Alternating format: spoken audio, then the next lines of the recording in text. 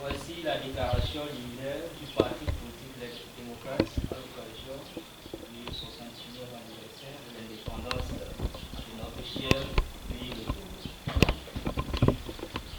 61 ans de pouvoir, dont 54 sans partage des prédateurs de la République, sont l'an 2021 et le dimanche 25 avril. Il y a en effet 61 ans que le Togo, notre pays, accède à la souveraineté internationale. Sans nous y tromper, l'enfant hexagénaire est un albatros aux ailes de géant, mais qui marche toujours sur les pieds d'argile. J'abrège. Quoique indépendant depuis 1960, notre pays, notre petit rectangle de territoire, jeune nation à peine sortie des griffes de l'impérialisme européen, fut très tôt orpheline. Faudrait-il le rappeler? Le père de l'indépendance, en l'occurrence Epifanio Sylvanus Olympio, fut froidement abattu par le demi-son, un acheté de la France. Le sergent Étienne Eyadema, devenu par ricochet Yassine Eyadema en 1974 suite au fameux accident d'avion de Sarakawa.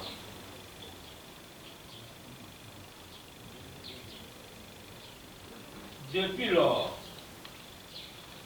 le Togo est gouverné par Eyadema à travers une dictature implacable, émaillée de crimes politiques atroces, assassinats, enlèvement, chasse aux sorcières, condamnation extrajudiciaire, contrainte à l'exil des acteurs politiques ou des leaders supposés trop zélés ou trop curieux de voir les dessous du monarque. Les exemples sont légion et j'en passe. Le renouveau démocratique des années 1990 n'a rien changé. C'est plutôt au jour le jour, l'enlissement de la population dans la violation des droits et même élémentaires d'une république bananière. On assiste malheureusement à une descente à l'enfer.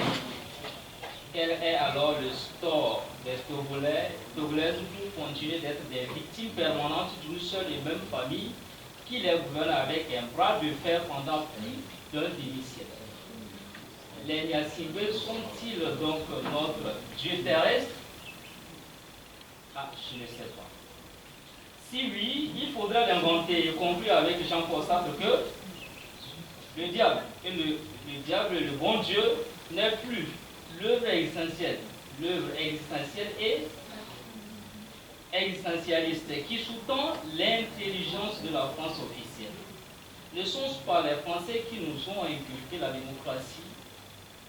Si oui, pourquoi ça percute toujours? Pire est l'arrivée de son dauphin et fils Faure-Gnassingbé au pouvoir en 2005 à travers le bain de sang d'innocents citoyens. Et de coup d'État en coup d'État,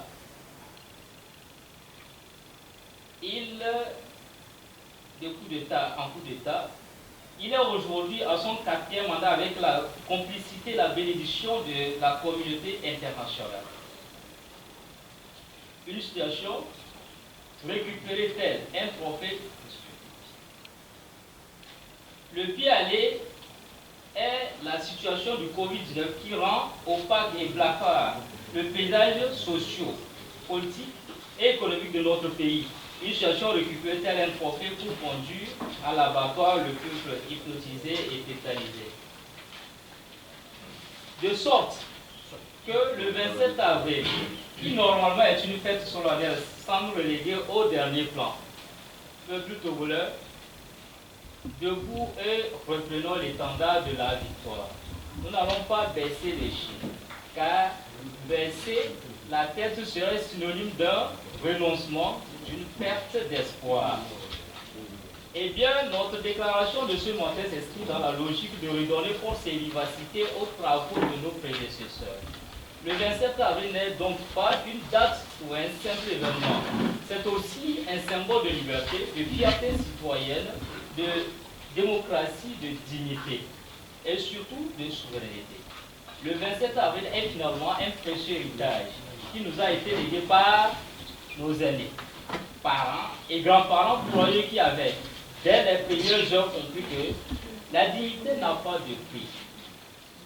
C'est pourquoi, mais vite, ils ont su briser les chaînes de l'esclavage et de la colonisation, avec détermination et abnégation bien sûr. La jeune nation fut ainsi née, et c'est le sens du monument de l'indépendance qui est la bravoure et l'audace des illustres et dignes fils comme Sylvanus Olympio Alain dos Santos, Faitas Sankaredia Namoro Kavoko, Dr Koko, Papa Oblosino de Souza, et etc. Indépendance. Que des ennemis du pays et autres lâches, toujours au service des puissances étrangères, laissent dans les oubliettes l'histoire de notre pays. Nous disons et réitérons que le 27 avril est une solennité irremplaçable. Toutefois, il convient de souligner ici que nous ne fêtons pas, nous commémorons le 27 avril. Les 61 ans qui fixent en lettres d'or le Togo dans la loi fondamentale et dans le Conseil des Nations, au lieu de nous fier à une illusion d'indépendance. Car l'assassinat de Sylvanus Olympio le 13 janvier 1963 est pour nous synonyme de la recolonisation du Togo avec la complicité des soi-disant dirigeants actuels. Au demeurant, nous redonnons espoir au peuple, notre dernier recours, et est d'œuvrer en sorte à chasser du pouvoir ces usurpateurs. Nous sommes dans une logique qui est la nôtre, la commémoration du 27 avril 1958. Et c'est sans complexe que nous agissons ici. Il sera absurde, voire déshonorant de penser et de croire que ce qui a été possible en 1958 ne puisse pas l'être aujourd'hui.